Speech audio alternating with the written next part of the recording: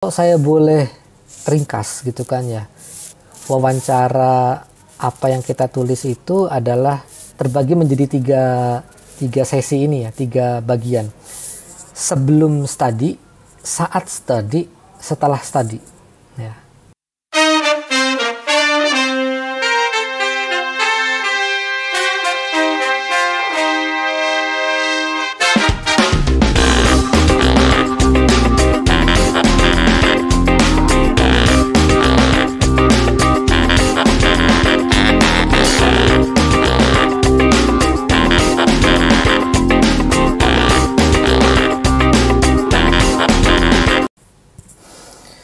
Bismillahirrahmanirrahim. Assalamualaikum warahmatullahi wabarakatuh. Jumpa lagi rekan-rekan semuanya, Bapak Ibu, teman-teman semua. Pada kesempatan kali ini saya ingin sharing kepada Bapak Ibu semua gitu kan ya, tips dan trik lolos beasiswa, spesifiknya tentang bagaimana tips lolos wawancara beasiswa pendidikan Indonesia. Bersama saya Rahmat Fauzi. Saat ini saya awardee beasiswa pendidikan Indonesia di S3 UGM ya.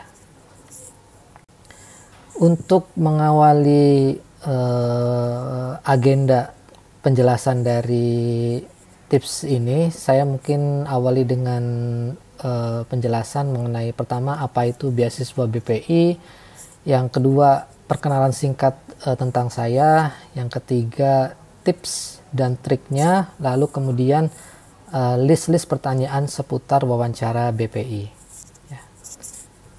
Oke, kita mulai dari introduction terlebih dahulu, Bapak Ibu. Ini mungkin contoh dari screenshot hasil wawancara saya gitu kan ya, hasil seleksi di mana saya sudah berhasil melalui tahapan terakhir itu wawancara dan pengumumannya. Ini adalah salah satu screenshotnya gitu kayaknya, dimana saya berhasil mendapatkan beasiswa ya. Tentu Bapak Ibu, rekan-rekan, teman-teman semua di sini banyak yang ingin kuliah lanjut pendidikan yang lebih tinggi, entah S2 atau S3 gitu kan ya. Dan salah satunya itu kan ya, ingin mendapatkan beasiswa untuk sebagai pendukung sekolah kita, untuk entah itu di dalam negeri atau di luar negeri ya. Akan tetapi saat prosesnya seleksi beasiswa itu gitu kan ya, pasti banyak hambatan, banyak halangan, banyak juga constraint gitu ya, resisten, dimana ada hal yang membuat kita gagal gitu kan ya. Banyak yang lolos seleksi administrasi, tapi kemudian banyak juga yang berguguran di seleksi wawancara gitu kan ya. Oleh karena itu saya di sini ingin membagikan tips seperti apa sih wawancara saat beasiswa, khususnya beasiswa BPI ya, seperti itu. Oke. Sebelum ke tips-tipsnya gitu kan ya, kita lanjut dulu gitu kan ya, apa itu beasiswa BPI gitu. Beasiswa BPI sendiri adalah merupakan beasiswa pendidikan Indonesia, di mana naungannya sendiri yang beasiswa BPI ini ada Kemendikbud ya, ada Kemendikbud dan ada LPDP ya. Dulu mungkin BPI itu namanya ada namanya Budi atau BPP ya, BPPN, BPPLN gitu ya, Budi DN, Budi LN gitu. Itu memang beasiswa khusus dari Ristek Dikti untuk guru, tenaga pendidikan, dosen, calon guru gitu atau calon dosen, itu dimana pendidikan itu memang khusus dari Kemenristek Dikbud ya, Ristek Dikti atau Ristek Dikbud, namanya berubah-ubah sesuai dengan zamannya gitu kan ya. Akan tetapi waktu itu sekarang gitu kan ya, LPDP ya, LPDP mengelola gitu kan ya, mengelola Ristek Dikti ini. Jadi dananya itu tetap alirannya dari LPDP, Kementerian Keuangan, lalu kemudian diproses administrasinya dengan Ristek Dikti gitu kan ya. Sehingga nanti kerjasama ini sekarang namanya BPI, ya Beasiswa Pendidikan Indonesia. Dulu namanya Budi, BPPN, BPPLN, Budi DN, Budi LN. Dulu juga saya seingat di tahun 2016 itu LPDP itu ada khusus untuk guru Budi gitu kan ya. Tapi sekarang dilebur gitu kan ya. Jadi satu semua gitu kan ya. Beasiswa Pendidikan Indonesia. Oke. Karena beasiswa ini integrasi antara LPDP, Kementerian Keuangan dan Kementerian Ristekdikbud, mungkin saya boleh spill ya bahwa komponen dari beasiswa itu hampir sama dengan LPDP ya. Jadi komponennya ada SPP, SPP ya ad-cost atau pendaftarannya itu juga dinaungi, dibayar. Living allowance-nya juga ada, biaya bulanan, tunjangan bukunya ada, tunjangan penelitian ada, tunjangan kedatangan ada, tunjangan keluarga khusus S3 ya itu ada, sama seperti LPDP juga. Kemudian ada tunjangan publikasi, konferen dan lain-lain. Ya, seperti itu. Oke. Kemudian sebelum kita lanjut penjelasannya agar semakin semangat gitu kan ya, mungkin ada teman-teman yang belum mengenal saya. Jadi saya adalah Rahmat Fauzi ya, biasa dipanggil dengan Ramzi. Saya saat ini dosen S1 Sistem Informasi Telkom University Bandung ya. Saya S1 S2 mengenyam pendidikan di ITS Surabaya Teknik Elektro. Saat ini saya S3 di TETI Universitas Gadjah Mada Jogja. S1 sendiri saya mendapatkan beasiswa dari Kementerian Agama, S2 dapat beasiswa dari Fresh Graduate ITS, S3 saat ini saya mendapatkan beasiswa Pendidikan Indonesia. Ya. Topik riset saya, mungkin ada rekan-rekan yang ingin berkenalan, ingin kolaborasi, saya seputar adopsi sistem informasi atau adopsi teknologi informasi di UI UX. Riset saya ada, riset UI UX khusus untuk disabilitas juga saya pernah riset tentang technopreneur, tentang ESD, system development, data science gitu kan ya, dan seterusnya. Ya, ataupun topik-topik yang berkaitan dengan sistem informasi juga saya bermain gitu ya. Tapi rata-rata saya mainnya di sini gitu. Untuk kenalan lebih dekat dengan saya, silakan bisa follow Instagram saya, LinkedIn atau channel YouTube. Silakan subscribe, like dan komen gitu kan ya. Jika ingin ada konten-konten yang ingin dibahas di video selanjutnya. Oke, kita lanjut selanjutnya. Jadi ini ceritanya saya sudah lolos seleksi administrasi berkas dari BPI.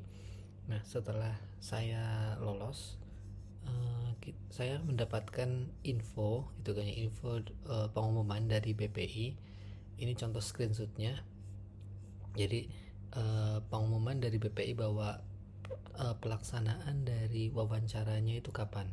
Kalau saya kebetulan di tanggal 15 November 2023 hari Rabu jam 10 gitu kan ya. Jadi pastikan Bapak Ibu rekan-rekan semua pantau jadwal wawancara baik via web ataupun via email. Ya, biasanya dua pintu ini, web dan atau email.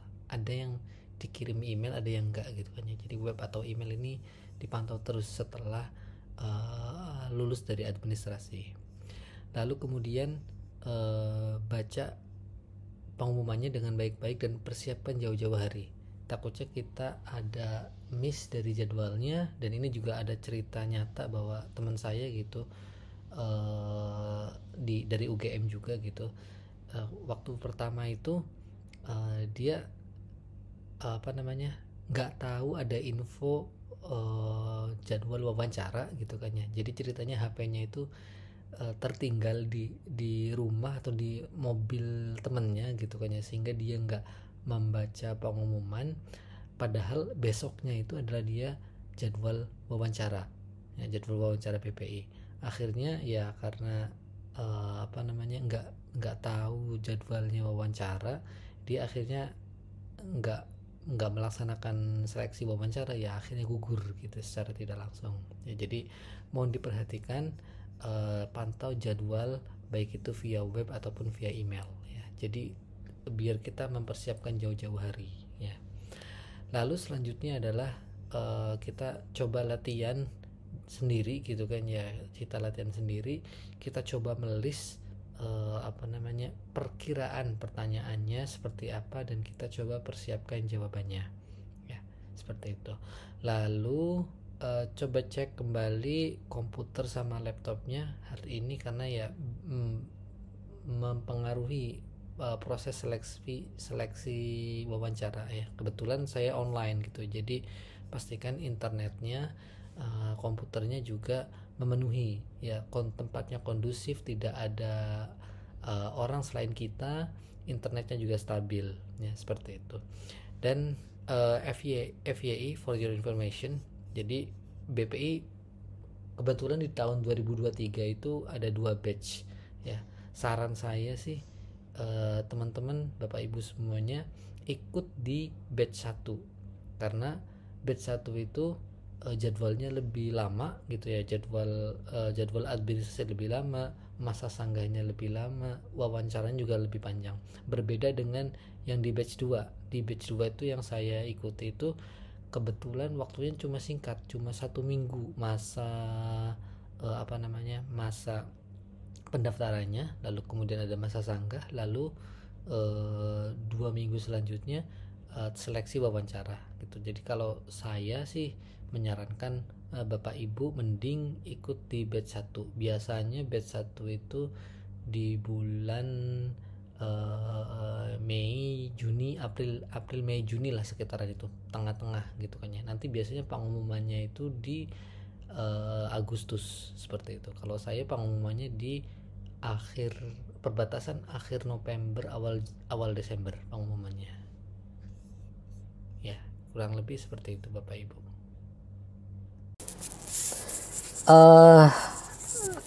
Selanjutnya sebelum wawancara gitu kan ya, usahakan yang pertama ya, tipsnya adalah datang tepat waktu ya. Persiapan 2 jam sebelumnya kita harus standby. Jadwal bisa berubah-ubah teman-teman, bisa berubah Bapak Ibu sewaktu-waktu kita dikasih WA atau dikasih notif dari operator ya, dari operatornya, dari panitia BPI itu, untuk misalkan nih teman saya, kalau saya alhamdulillahnya jadwalnya pas jam 10 ya, jam 10 gitu kan ya. Tapi ada kisah dari teman saya itu, dia awalnya malam gitu kan ya, malam atau sore gitu kan ya, lalu tiba-tiba dimajuin sama panitia BPI. Jadi panitia BPI-nya menelpon, mengchat dari kita gitu kan ya, lalu misalkan dimajuin jam 1 atau apa gitu kan ya, seperti itu. Jadi kita harus standby. Usahakan dalam 1 hari itu kita kosongkan waktu untuk persiapan wawancara. Kalau pagi-pagi enak gitu kan ya, kita sudah siap dari pagi gitu. Tapi kalau yang sore gitu terus kemudian dimajuin, itu juga banyak ceritanya seperti itu ya. Ya tiba-tiba kayak tadi ya, misalkan dia memang wawancara tapi dia nggak buka email, nggak buka apa, dianya jadi ada waktu kosong gitu kan ya, jadi diganti oleh peserta selanjutnya seperti itu. Oke, lanjut kemudian berpakaian rapi ya, standar, pria pakai batik atau berkerah, wanita berpakaian rapi.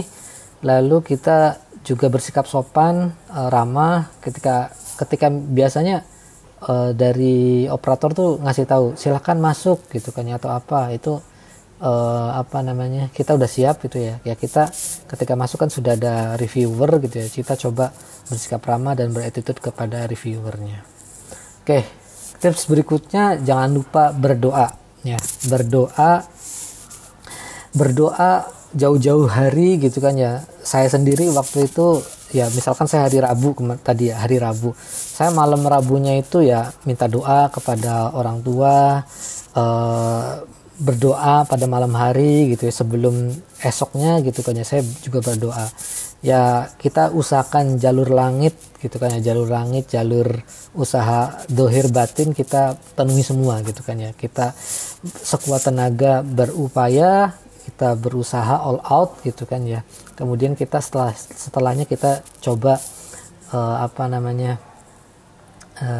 pasrah gitu kan hasilnya gitu kan ya. Bismillah, semoga mana yang terbaik. Oke, lanjut. Kemudian tips lolos wawancara selanjutnya, yang pertama jawab dengan jelas dan tegas ya. Karena waktu dari wawancara itu cuma 1 jam ya, usahakan di saat 1 jam itu kita sudah menjelaskan, kita menjawab dari pertanyaan reviewer itu jelas dan tegas gitu ya. Karena biar nggak berulang-ulang gitu kan ya. Apalagi kita menggunakan internet, usahakan internetnya juga stabil ya, karena biar reviewer juga menilainya enak gitu kan ya. Jadi usahakan yang tadi komputer dan internet yang stabil, jawab dengan jelas dan tegas seperti itu. Oke, lalu kemudian kuasai dan pahami esai dan proposal penelitian. Ya, biasanya pertanyaannya itu seputar apa yang kita tulis di esai diri dan proposal penelitian. Ya, itu kita harus menguasai gitu kan. Jangan sampai kita jawab ke sana ke sini tidak sesuai dengan apa yang kita tulis. Karena reviewer juga sudah membaca terlebih dahulu esai diri dan proposalnya Bapak Ibu rekan-rekan semua. Oke, lalu kemudian jawab pertanyaan dengan diplomatis, jangan jawab dengan kepentingan pribadi gitu kan ya. Contoh, kenapa kamu kuliah di kampus X gitu kan ya, kampus A gitu kan ya. Ya karena saya dekat dengan keluarga gitu kan ya. Pertimbangannya ini ya, usahakan jangan jawab seperti itu ya, karena kan kita nge-apply beasiswa gitu kan ya, dimana pemberi beasiswa itu ya akan membayar gitu kan ya, kampus ini SPP kita gitu kan ya. Tapi jangan sampai kita menjawab untuk kepentingan pribadi ya, itu nanti ya kayak bertolak belakang gitu. Kok pengen enaknya aja gitu kan ya, kenapa pengen di kampus UK gitu kan ya, karena UK itu gini gitu kan ya. Tapi ya jangan menjawab atas nama kepentingan pribadi. Saya pengen jalan-jalan di UK dan kawan-kawannya, itu kan nggak boleh gitu kan ya. Kita coba jawab ya, kita sudah riset, kita sudah kenalan dengan profesornya, cocok dengan penelitiannya dan kawan-kawan, seperti itu. Oke, lalu kemudian beri bukti dan data apa yang kita sampaikan. Ya, usahakan ini juga mengacu ke esai gitu kan ya, ke esai diri dan proposal yang kita tulis gitu kan ya, bahwa kita kasih buktinya gitu kan ya, datanya apa. Jangan misalkan datanya meningkat dari 70 ke 80 atau apa gitu ya, bukti disertakan. Buktinya itu, datanya disertakan, karena ya waktunya terbatas itu ya, 1 jam wawancara BPI tahun lalu itu. Jadi ya usahakan dalam 1 jam itu kita langsung meyakinkan reviewer, seperti itu. Oke, lanjut. Nah, kalau saya boleh ringkas gitu kan ya, wawancara apa yang kita tulis itu adalah terbagi menjadi tiga sesi ini ya, 3 bagian. Sebelum study, saat study, setelah study ya. Wawancara dan esai dan persiapan beasiswa itu saya boleh bagi tiga bagian ini ya. Sebelum studi, saat studi, sama setelah studi. Oke, kita bahas yang pertama terlebih dahulu Bapak Ibu. Studi lanjut gitu ya, karena S3 ya, atau S2 gitu kan ya, kan kalau misalkan di luar negeri atau di dalam negeri pun ada kemungkinan molor, tidak lulus tepat waktu. Makanya di sini kayak ada nggak sih opsi jika tidak mendapatkan beasiswa gitu kan ya, kamu gimana kalau beasiswanya habis gitu kan ya, dan kawan-kawannya. Ini juga akan menjadi pertanyaan seperti itu. Lalu kemudian bagaimana cara lulus tepat waktu. Nah, ini juga kaitan ini, bagaimana lulus tepat waktu gitu kan ya. Ini juga kita harus bisa menjawab gitu kan ya. Ya kalau risetnya kita sudah menguasai kan enak gitu kan ya. Jadi kita nggak terlalu mengulang riset dari nol gitu kan ya. Karena ya kita juga ada target-target yang lain, target publikasi dan kawan-kawannya saat studi gitu kan. Jadi kayak lulus tepat waktu juga menjadi pertimbangan. Bagaimana caranya kita lulus tepat waktu gitu, seperti itu. Ya. Apakah sudah mengenal promotor? Ini juga kemarin saya ditanyain gitu kan ya. Sudah kenal dengan promotornya, bla bla bla bla gitu ya. Itu juga ditanyain seperti itu. Karena ya kalau kita belum kenal dengan promotornya ya akan menjadi ini ya apa namanya menjadi faktor lulus tepat waktu, karena kan komunikasi dengan promotor atau dosen pembimbing itu kan juga penting seperti itu. Bagaimana kalau promotornya pensiun, bagaimana promotornya kalau pindah kerja, itu juga ya menjadi pertimbangan gitu kan ya. Karena teman saya juga ada tuh di Australia, promotornya pindah kerja dari kampus A pindah ke kampus B, jadi dia kayak administrasinya entah mengulang lagi atau gimana gitu kan ya, dan kawan-kawan ya. Lalu kemudian bagaimana target publikasi? Nah, karena BPI gitu kan ya menarget publikasi ya di Indonesia ya, terutama di Indonesia, juga di luar negeri juga sama gitu kan ya, publikasi gimana gitu kan ya, target publikasinya gitu kan ya. Kampus juga pasti meminta, Ristek Dikti juga pasti meminta untuk peningkatan publikasi seperti itu ya, target publikasinya gimana. Lalu kemudian bagaimana jika risetnya tidak tercapai? Ini juga menjadi pertanyaan. Pilih kualitas apa kuantitas gitu ya. Kalau kualitas mungkin ya idealis ya, risetnya harus sempurna tapi kayak lulus seadanya atau molor gitu kan ya jadinya, atau lulus tepat waktu tapi itu juga menjadi pertanyaan seperti itu. Oke, lalu kemudian pertanyaan selanjutnya, pertanyaan topik seputar setelah studi. Jadi kalau tadi sebelum studi kita ditanyain, saat studi juga komponen apa yang itu juga ditanyain, sekarang setelah studi. Ya, setelah studi ini sebenarnya ada di esai juga ada gitu kan ya. Ketika kita menulis esai juga kita harus menjelaskan apa sih target setelah lulus gitu kan ya, mau jadi apa gitu kan ya. Lalu kemudian kalau sudah balik ke kampus mau menjadi apa ya, itu juga harus jawabnya harus spesifik. Misalkan saya mau menjadi rektor, atau saya mau menjadi ini atau menjadi ini ya, jangan sampai S3 tapi kok nggak ngapa-ngapain di kampus, nggak ada kontribusinya. Itu juga harus bunyi ya, harus kita sampaikan seperti itu, harus jelas dan tegas gitu. Jangan sampai ya S3 balik lagi apa adanya, ya enggak gitu kan ya, harus ini ada kontribusinya setelah balik kampus apa. Kalau ke luar negeri ya berarti apa sih kontribusinya ke Indonesia ya, sama dengan LPDP juga kan sama, LPDP, BPI, karena dananya sama gitu. Jadi ketika sudah dari luar negeri balik nih ke Indonesia, kita juga harus nyebutin kontribusinya ke Indonesia itu apa, ke masyarakat juga seperti apa gitu ya. Oke, terus kayak mengapa Anda layak kami beasiswa? Ya karena ini beasiswa terbatas itu ya anggarannya. Tapi yang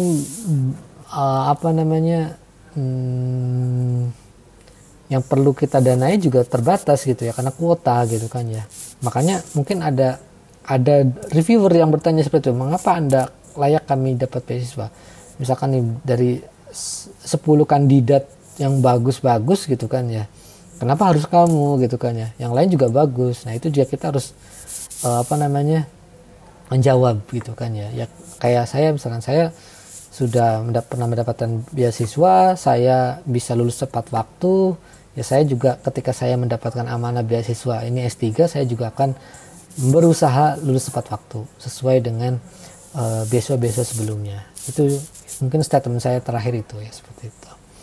Lalu kemudian urgensi dan manfaat penelitian, ini juga menjadi pertanyaan ya. Ini waktu itu saya ditanyain oleh reviewer ketiga gitu kan ya. Ini apa sih manfaatnya dari penelitian Bapak ini? Ini kita harus bisa menjawab seperti itu ya. Psikolog ya. Pertanyaan psikolog, jadi selain reviewernya ada 3 ya Bapak Ibu rekan-rekan semua. Saat wawancara BP reviewernya ada 3. Yang kedua itu dari dosen gitu kan ya. Yang terakhir itu dari psikolog. Nah psikolog ini biasanya pertanyaannya rada eksplisit, tidak langsung to the point gitu ya. Kayak dia tuh akan menggali pertanyaan-pertanyaan yang kayak pertanyaannya tuh eksplisit tapi secara tidak langsung ini gitu ya, menguji konsistensi kita, datanya cocok atau tidak, ya, dan kawan-kawannya. Itu yang pertama. Yang kedua ya kayak bagaimana mengelola stres itu juga dia tanyakan gitu ya. Terutama kalau di luar negeri ya, bagaimana kalau keluarga, apakah keluarganya itu mendukung atau malah menjadi beban? Ya karena ya banyak cerita ya dari pengalaman LPDP, dari pengalaman Budi dan kawan-kawannya, termasuk ya, sehingga kan BPI kan punya pengalaman ya gitu kan ya. Jadi kayak ini gimana kalau keluarga gitu kan ya, karena ya ada ceritanya kayak awardee LPDP gitu, awardee BPI juga gitu kan ya, minta duit sama BPI karena ya tengkar sama pacarnya, ya kan lucu gitu kan ya. Itu ceritanya bener gitu, saya disampaikan oleh Bu Ratna, pengelola BPI-nya gitu kan ya. Ya jangan sampai kayak gitu kan, seperti itu. Ya bagaimana mengelola stres gitu kan ya, karena ya kita terutama di negeri orang gitu kan ya, bagaimana jangankan di negeri orang ya, di dalam negeri pun ketika S3 banyak yang molor gitu kan ya, misalkan studinya 4 tahun tapi jadinya kayak jadi 5 tahun, 6 tahun dan seterusnya gitu. Makanya bagaimana mengelola stres, bagaimana kayak mengelola keluarga gitu kan ya, terus kemudian kegagalan dan kawan-kawannya itu seperti itu. Jadi kayak diuji lah gitu kita. Tapi pertanyaannya tuh eksplisit, kadang nggak langsung to the point. Pertanyaan saya juga kadang bingung ini apa sih maksudnya gitu kan. Saya jawab ini bener nggak sih gitu kan ya. Saya sampai dibuat ragu kalau yang pertanyaan psikolog itu.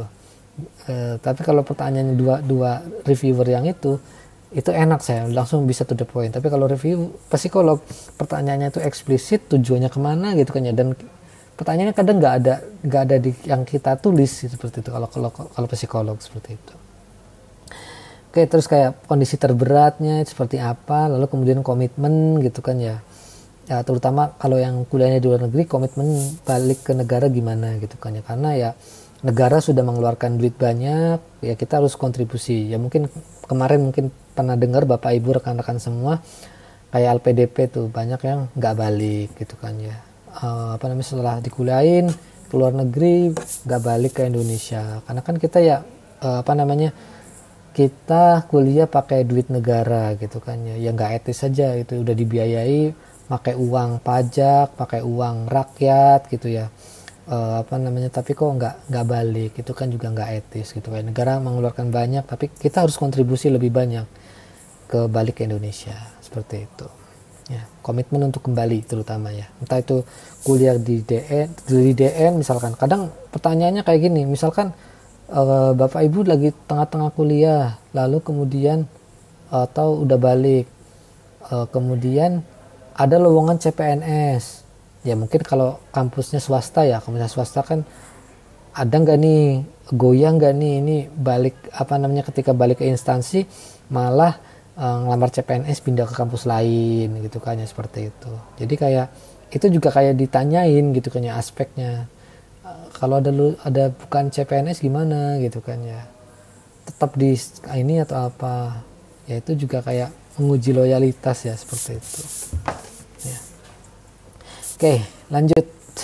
Oke, baik Bapak Ibu, rekan-rekan semua, jika ada yang masih bingung mengenai persiapan wawancara, persiapan menulis esai atau apa gitu kan ya, saya juga menerima bimbingan insentif persiapan beasiswa dan studi lanjut. Mungkin bisa tanya privat ya, secara online one to one, lebih ceritanya lebih dalam gitu kan ya. Saya bisa memandu gitu ya, jadi sekitar ya 1-2 jam, satu jam lah, biar nggak terlalu lama gitu kan ya, seputar persiapan mencari topik bidang komputer atau sistem informasi, bagaimana cara membaca paper yang efisien, bagaimana menulis proposal, bagaimana menulis esai, bagaimana menggunakan tools AI yang membantu penelitian, bagaimana memecah penelitian agar menjadi beberapa paper publikasi dan seterusnya gitu ya. Karena ini jujur aja saya waktu sebelum S3 juga bolak-balik gonta-ganti proposal gitu ya, saya juga mengalami kegalauan gitu kan. Awalnya topik A, terus tiba-tiba ganti lagi gitu kan ya. Karena saya bingung waktu itu juga, saya bingung gimana. Lalu kemudian saya waktu itu juga sempat mengambil kursus bootcamp gitu kan ya, sehingga saya sekarang kalau memandu rekan-rekan saya juga banyak yang tanya gimana sih cara bikin proposal untuk S3, juga saya bisa menjawab kalau sekarang gitu kan ya. Jadi jika ada Bapak Ibu rekan-rekan semua yang ingin bimbingan privat secara one to one gitu kan ya, kurang lebih estimasi waktunya 1 jam via Zoom atau via Google Meet, boleh, saya bisa welcome bimbingan secara privat ya, khusus ya, bebas gitu kan ya, seperti itu. Oke, mungkin itu saja penjelasan tips wawancara, khususnya wawancara seleksi beasiswa BPI LPDP ya. Sebenarnya mirip-mirip ya LPDP BPI gitu kan ya, cuma kalau LPDP kan bukan hanya pendidikan ya, jadi profesional, tenaga-tenaga BUMN atau apa, atau kerja di orang-orang yang kerja kantoran sebelumnya itu banyak yang pengen lanjut LPDP, atau fresh graduate ya, fresh graduate karena kan belum terikat instansi, jadi banyak tuh fresh graduate tuh pengen apply LPDP gitu kan ya. Nah ini juga ya kurang lebih pertanyaannya sama, mirip-mirip sebenarnya pertanyaannya gitu kan ya, seperti itu ya. Terutama saya pengalaman wawancara kemarin di beasiswa BPI seperti itu, karena sekarang standarnya BPI sama LPDP pertanyaannya hampir sama, karena uangnya juga sama, panitianya sama, jadi kayak mirip-mirip kalau sekarang itu, saya boleh kata seperti itu.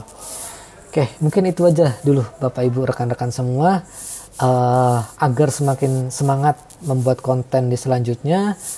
Silakan like, subscribe, komen di channel YouTube saya.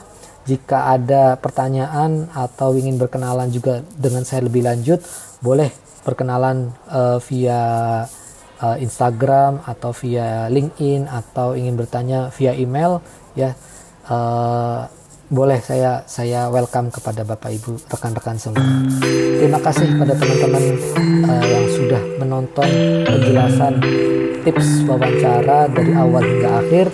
Kurang lebihnya mohon maaf, saya akhiri video kali ini. Assalamualaikum warahmatullahi wabarakatuh.